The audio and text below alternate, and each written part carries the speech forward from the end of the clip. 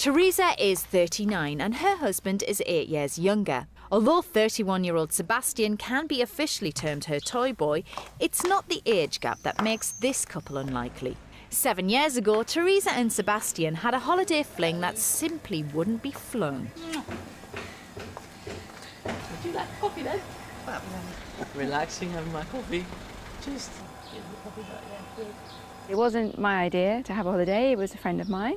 We had a really busy summer, working really, really hard, and we both agreed we needed to have a break. So she said, OK, I'll go to this travel agent and I will go and book something. Basically, I said to her, as long as it's got a sandy beach, I don't really care. And Teresa and her friend Sarah came to a village on the coast of Corfu and stayed in a small hotel with a big attraction. First time that I saw Sebastian was when I was walking through the restaurant and he was behind the bar, and I just remember him saying, "Hello girls," as he does. I just thought, oh, he's quite cute. Just thought, I fancy her, so I had to find a way to talk to her, and I tried everything and she wouldn't respond very much. Because I quite liked him, I was too shy to show it. I can be extrovert, but equally if I like somebody, I don't really know how to deal with it. So I had to play some sort of innuendo to get into talking to her. And it took 2 weeks of flirting and innuendo for Sebastian to get Teresa on her own. About 3 o'clock in the morning, after like 2 litres of wine, we were on our own. And we kind of had a chat and everything. And we had our first little kiss.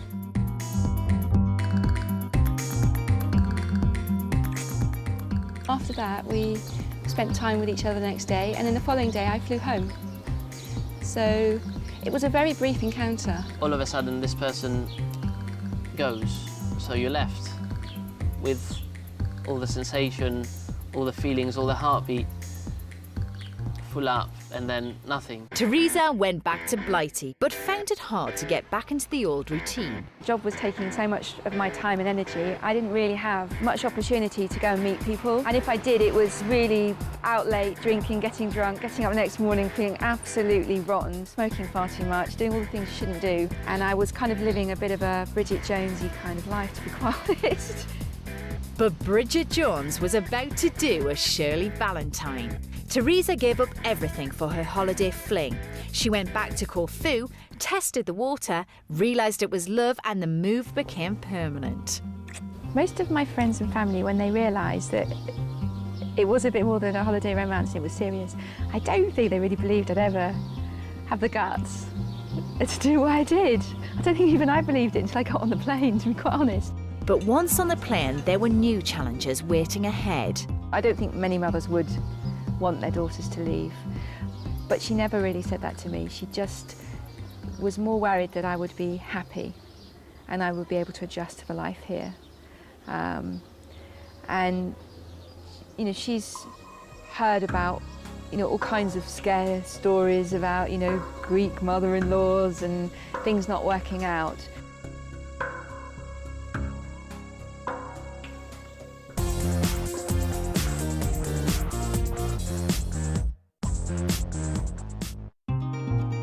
In 1998, Teresa was 33 and she had a holiday romance in Corfu with Sebastian, a 25-year-old waiter. 7 years on, she's still there. He really is my toy boy. When I met him, he was 25 and I was 33. So there's 8 years or so difference between us. The thought of my friends and family about being with Teresa was not a very good-looking one. They all had an issue about the age gap, but who cares about time, really?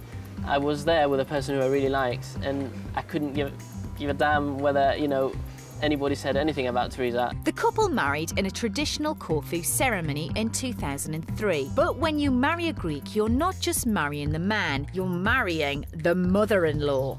My mum had a big issue about it. She would prefer, I think, to have a Greek girl, which is respectable. She must understand that she's in Greece. She's not anymore in England. She must speak Greek, so she can't speak with all of us. But if she doesn't know, it's very difficult for her. And it's not very nice all the time to ask what they say. And tomorrow, if she has children, she must bring the children in our school, in our church, in our parties, in everything. When they are in England, they do that in England. When they are here, they will do exactly what we do it here. I think one of the things that we had to deal with, or I had to deal with when I came here, was how to balance my relationship with his mum. Actually, I think that she's been brilliant because, you know, it is hard suddenly to have the whole attention of your son and then to have to share him. It is quite tricky, but I think we've got there. I think we are actually a united family. We have our moments, like any mother-in-law and daughter-in-law. Teresa does her things her own way, my mum does her things their own way. No one is better than the other. They're both trying for the good of you know, everybody. The trouble is I'm in the middle, and that sometimes is not very pleasant. But we're getting over that one. I don't think you can get away with not speaking Greek, because it's not possible then to integrate with family and your community, because when you're at a family dinner or with friends, if you don't understand or speak, you're like a lemon, really. But I can speak, badly, but enough for people to understand me. Teresa and Sebastian now run the family taverna together, and Teresa is fully settled into the Greek lifestyle, although there are some home comforts she still misses. I really miss Indian food. I think your choices here are quite limited culturally. It's Greek or Greek or Greek, basically. But for Teresa, there's only one Greek for her. There's really only one reason why I gave up everything to come here. It wasn't the sun, it wasn't the sea, it wasn't any of that, it was Sebastian. And I really love him, so that's it.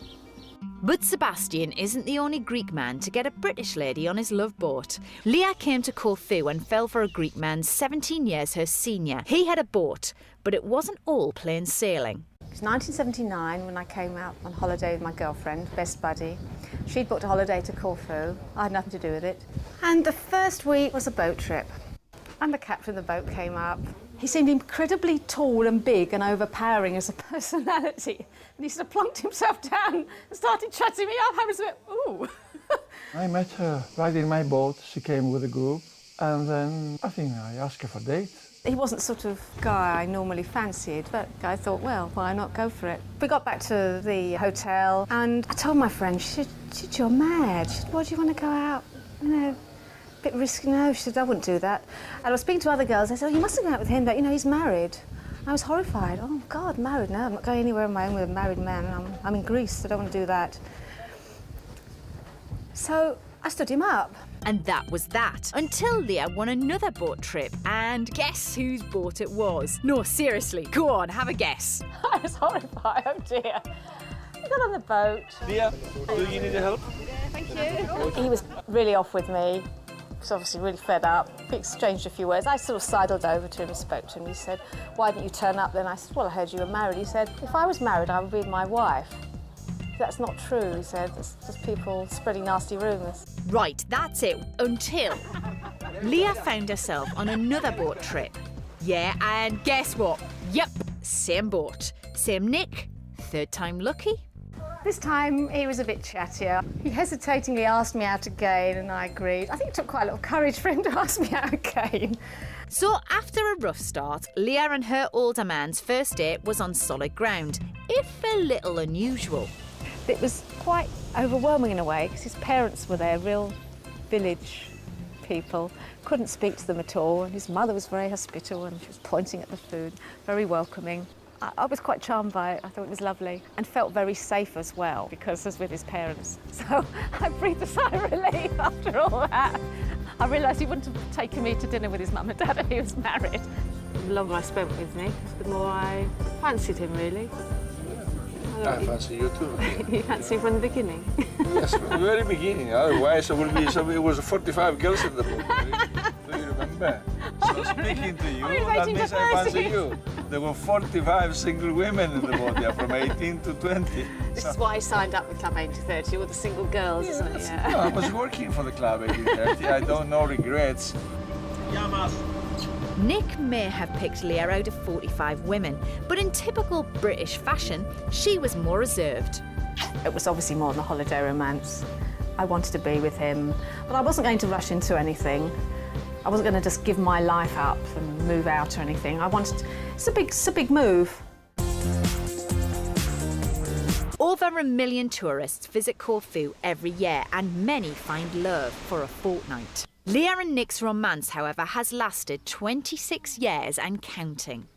I think definitely it started like a holiday romance. But of course, when the days passing by, you discover that it was something more attractive, something more magnetizing. I remember after I met Nick, even after the first holiday, I came home and I thought, I really feel now what it is to be loved properly. I remember thinking that. I felt appreciated and loved.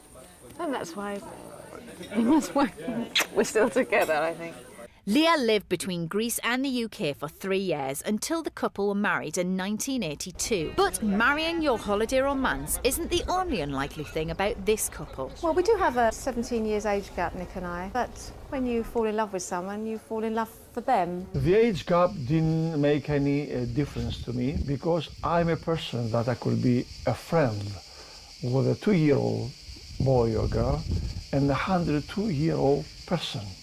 It's not really an issue. He tends sometimes to treat me like his little princess, when I feel like I'm a little girl still, but that's quite nice in a way. But despite the age gap, the couple are still young at heart. Wherever we go, we're holding hands. We go for shopping, if we go for movies, if we go for dancing, if we go here and there, and we're still doing it.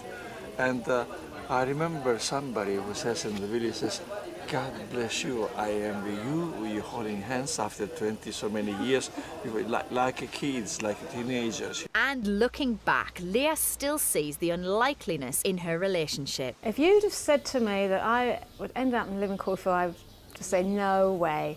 I can remember sitting on the beach when we first came out here, saying to her, isn't this lovely, this island, it's beautiful. It's a great place to come for a honeymoon. And little did I know that I'd just be having a permanent honeymoon here. It's amazing.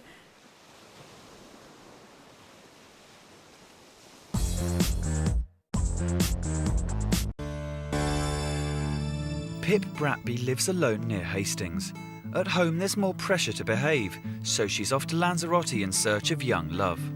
I would like to meet a younger man, say up to the age of 40. I do like flat tum, small bum and nice legs. She wants a toy boy because she's lonely since being widowed 8 years ago. Her husband was the artist John Bratby. I was married to my dear John. I was married to him for 20 years. He was dancing around on his birthday, singing Now I'm 64. That same day, he dropped dead at my feet in the street. I don't mourn him anymore. He wouldn't want me to. He'd want me to enjoy myself. So that's what I'm going to do, and that's what I'm going to do in Lanzarote. Pip won't need to pack any clothes because where she's going, she won't need them. I fancied doing a naturist thing. It's a bit cold now, so I've got a T-shirt on. I usually go around with nothing on. Of course, anybody who's around here just sees me in all my glory. Well, jolly good luck to them. This isn't her first brush with nudity. During her marriage, she posed for John, and she recently took up posing for pornographic photos for local photographers. I put ads in the papers for modelling, and I did do quite well off that, because there aren't any older ladies who will pose. They want you with a cucumber up your front or a carrot up your back. I'm a bit of a naughty girl, that's it. Yeah. Well, I'm jolly lucky to be naughty at 70, aren't I?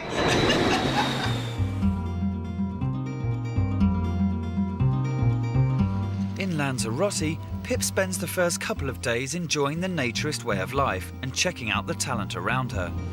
Look your best. Yeah. Oh no, you've got to turn your best side. I can't believe it when I get up here in the morning. I think, well, I haven't got to put anything on. And I know I'm terribly fat, but it doesn't even matter what you look like. Nobody stares at you, they just chat at you as if you've been to the supermarket, which you just probably have.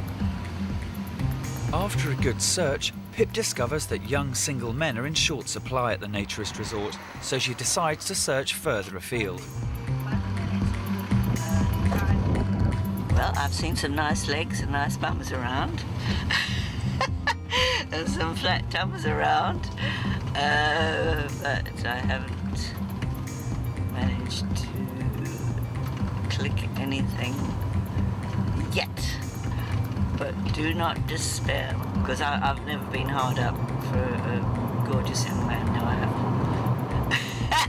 Oh, God, I'm cheeky, aren't I?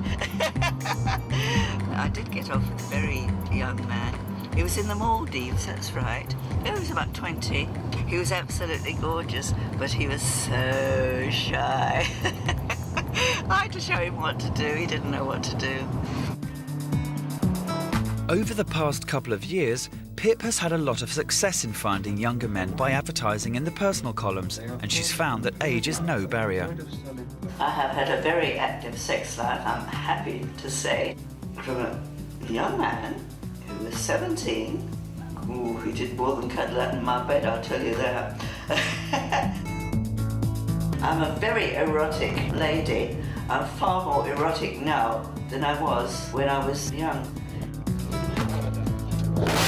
Pip finds it an uphill struggle trying to find an eligible man at the top of this mountain, but still feels that love can't be far away. Look, my great big bed is huge. I haven't found anybody to share it with yet.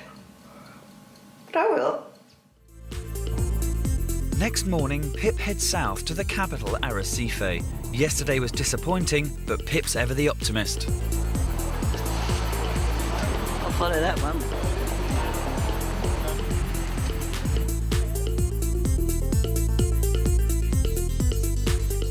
I wasn't too old for them, that was for sure. They might have been too old for me.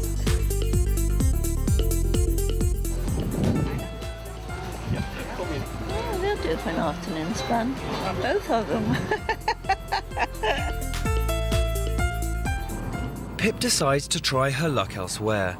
In the past few years, she's found no shortage of younger men wanting to fool around and have fun with her, but finding someone who would take things more seriously and rid her of her loneliness is difficult. As the tourists admire the view, Pip does some sightseeing of her own.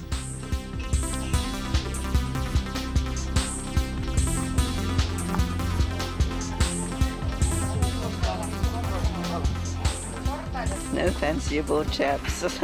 I know I'm going to find him. I know I am. Slender, slim, athletic. I know I am.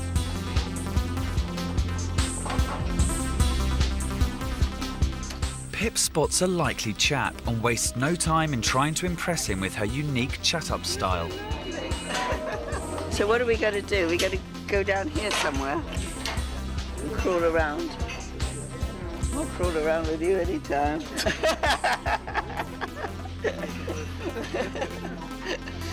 I better clear up before his girlfriend comes.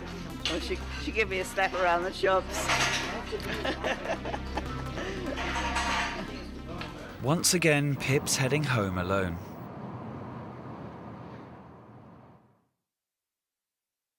With no joy in Lanzarote, Pip is already preparing to return to her tried and tested method of finding a partner back home. Erotic, genuinely lovely lady, age 70, writing to one of those contact magazines. Good-looking younger men. So I just have a go at it, and they put it in for 3 months, and they put your photograph in, and we just see what happens. And she's already chosen the photo she's going to place. It's a semi-nude. Well, somebody's written on the back. You are not the only gorgeous nudie. Now, who wrote that? Well, Lanzarote has been quite a disappointment, really, because I've done very well when I've been abroad other times. Well, I think when you're 40, 50, never mind 70, you just think you've had it. And you curl up and die. Whew. Not me. What I do miss is the kisses and the cuddles. I don't see why I should have to do without it, so I'm not going to. I'm going to keep on looking until I found it. Gambia is one of the most popular tourist destinations in Africa. It's only the same size as the Isle of Man and has a population smaller than Liverpool. But each year, 40,000 British tourists come on package holidays, some to sunbathe, others to immerse themselves in local life. The country's poverty makes sex a cheap commodity. 40-year-old Bob West came here on a 2-week package holiday 8 years ago and decided to stay. When I first came here, well, really, I just shagged myself stupid. And there was... All I can remember about the first couple of weeks here was staying in this compound with these English lads and Bob, and all you could hear day and night was the clip-clop of high heels, in and out of rooms, doors slamming, money changing hands, and that was it. All the time.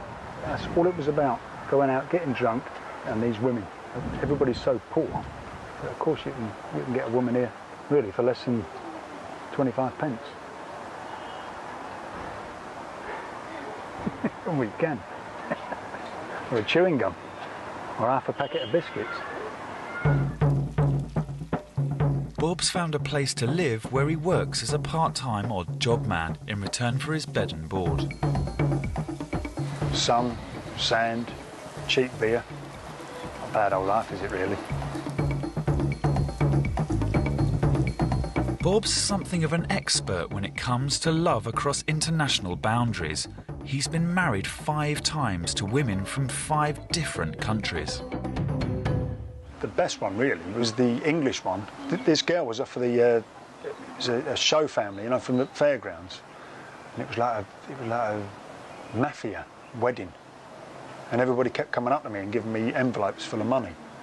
So I suppose that was one of the better ones. This one in the Gambia, when I married the Senegalese, that was a bit of a laugh. I think I actually became a Muslim, according to them. But I mean, in my mind, I wasn't a Muslim, but I like did it for them. It was like just, you know, get dressed up with all my hat on and all my Muslim gear, and you know, I felt such a fool, really.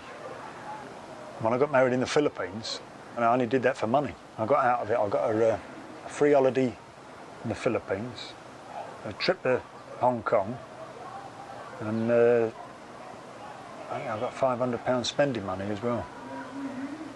Well, the one I met in Spain, the Dutch one, I can't remember anything about her. So she was nice looking.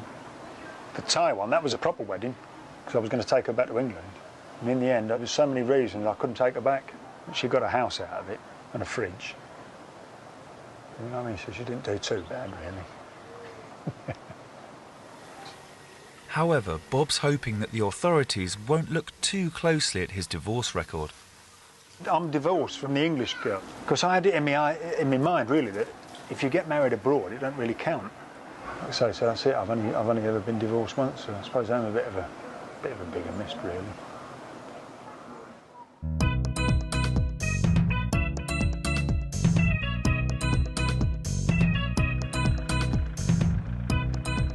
Bob is now heading for marriage number 6. I'm now going out with a Liberian girl, name's Amelia. I've known her about a year, but I've actually been going out with her properly now for 9 months. I like Bob because he's different from the other man that come to Gambia. Because you don't even look outside for another girls. I don't care, they are beautiful, they dress nice, whatsoever. He doesn't care about any one of them. Hey, all right, you? I really think I can trust her. In fact, I'd probably trust her more than any woman I've ever met in my life. I just think I've actually been unlucky with the women I've picked, or that have picked me, really. Like the English one and the Senegalese one. They're the one that let me down both times. You know what I mean? They let me down by messing about with other men. Even the Thai one, really. I mean, I couldn't really be too sure what she were up to. Go anywhere in Europe. Amelia may be committed to Bob, but he finds he can't take marriage seriously when he's away from Britain. It's not the real world over here. They don't take women serious. I mean, so being over here, it doesn't matter if you get married. You're not going to treat your wife or treat your marriage like you would behave in England. And so Bob's decided to get married again. I think the good thing now with me being 40, if I do get married, I mean, I've only got to live about another 20 or 30 years, haven't I? I don't think I'll be able to, do you know what I mean? And that's, so at the most I'm only going to be married that long.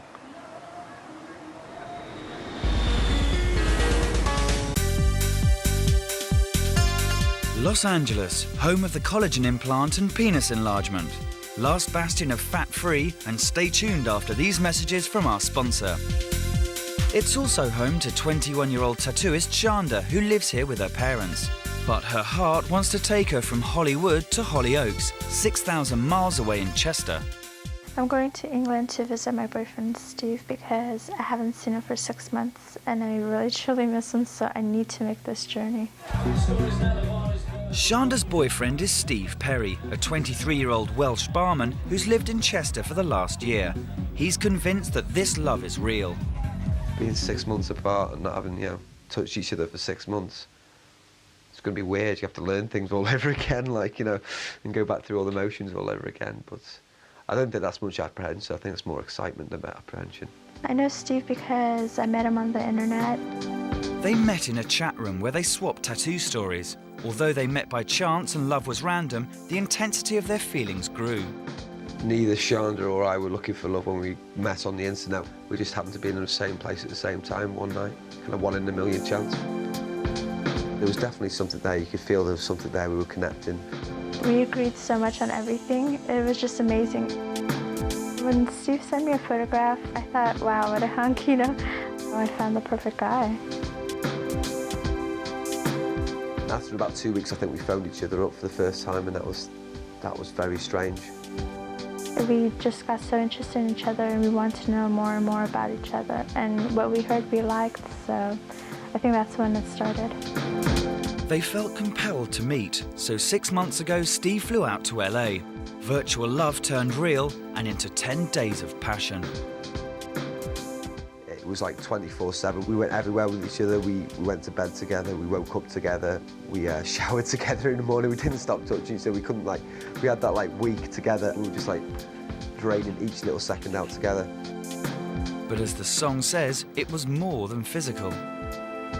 After I visited her, I just started to realise that I really did love her and that she really was a lot more than I expected, a lot more than I'd ever imagined. And I think then I fell in love with her. Definitely in love with Steve.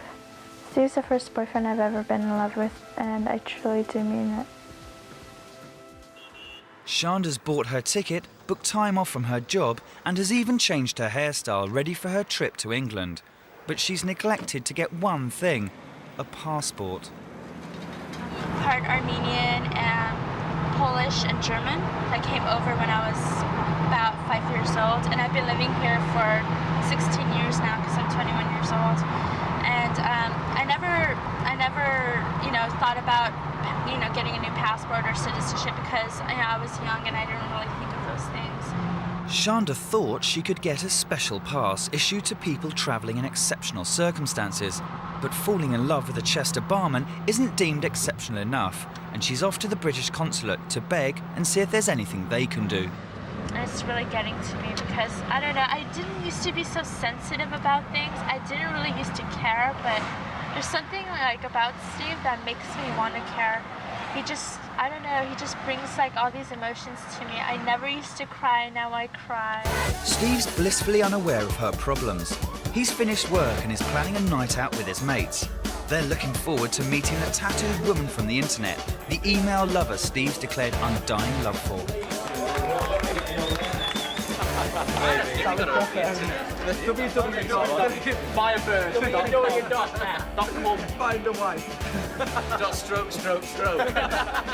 In LA, Shanda's worried that her passport to passion might not be issued. I'm feeling really nervous because it's a place where they're going to tell me if I do go to England or not, and hopefully I will.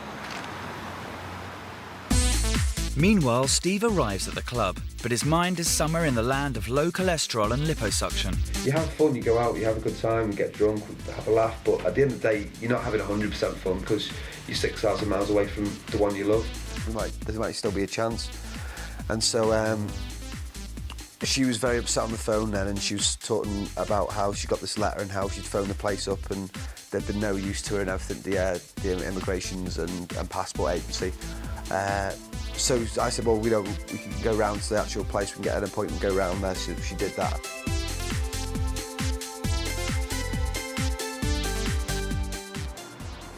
Following her appointment at the British consulate, Shanda is not happy. It's all bullshit, basically. Because I went in there and I explained everything and they gave me stupid papers. They said I need to have a valid passport and I don't, so I can't even travel. So the whole trip here was for nothing, and they could have told me that on the phone, but they didn't. So I'm really angry right now, and later on I'm gonna be really sad.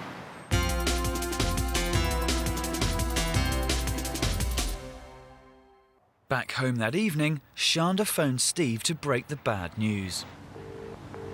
Hello? Hello? You okay, baby? No. What happened?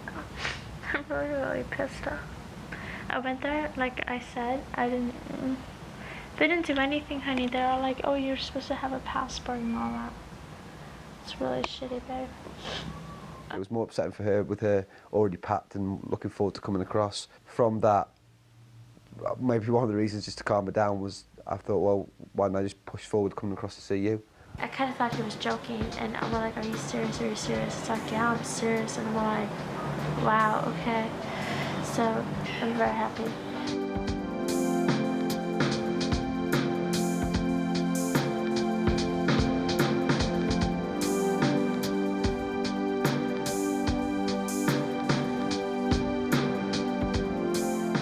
It's 2 weeks later and Steve's made a life-changing decision.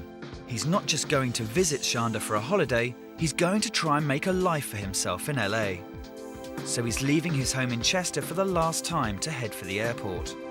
6,000 miles away, Shanda is dolling herself up for a night out on LA town to celebrate.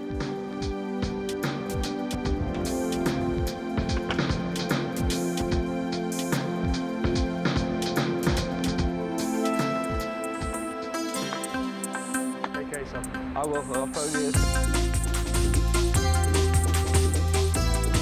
There are a lot of clubs in Los Angeles, about a couple thousand. There's a few that I go to which plays progressive. I like to go to those because they're pretty upbeat, and plus you get to dance like you would at a rave, like with glow sticks and everything. I think that makes it more fun.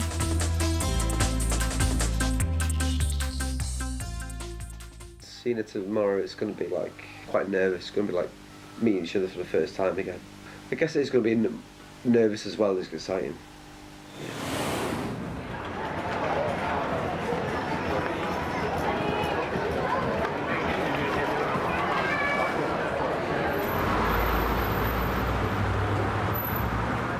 I waited 6 months for this. 6 months. 7 months, baby. 7 months. I was working out on the way here. Absolute time. Without further ado, they head off to Shanda's family home so Steve can check out her new tattoos. Okay, we finally arrived. Yep. I'm gonna spend some quality time. Yeah, together. Yeah. Hopefully. And have all the hugs that we missed and I missed out. Okay. Next day, they contemplate their future. If we did live with each other, there'd definitely be some arguments on the horizon. No, I don't mean like, splitting up arguments, I just mean like, Yeah, so it's just, your temper, your Welsh temper. What Welsh temper? Get mad at a little thing. And you're silly sometimes. You're daft.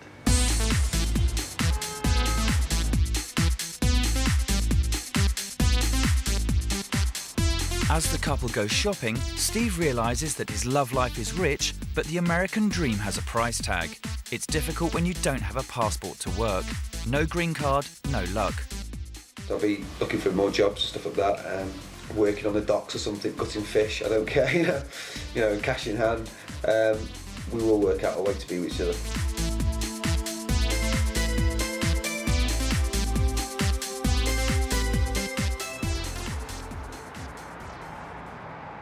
We're going to be with each other for a long time. And we know actually it might be easy for us to get married in the sense of, you know, it means I can stay in America and work, but we wouldn't do it that way because it would just take away from the, you know, the romance of it, you know. I mean, we want to get married on our own terms, you know, we'll get married because we love each other. If I had a chance to pick somebody to marry, it would definitely be Steve because I love him and he's very special to me. And since the making of this film, Steve and Shanda got engaged in LA.